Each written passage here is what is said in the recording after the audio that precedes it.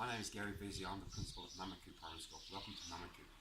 As a community and school, we needed a bit of a change to what we were doing. We had 30% of our population, community and children who are dyslexic. This is not good enough. We need to make that change.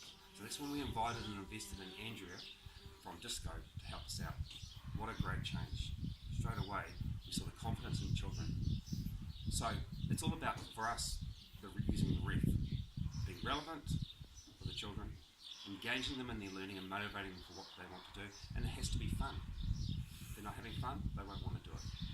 So, to make that change, Andria's worked with our leaders, myself, the teachers, community, parents and whānau to make that change.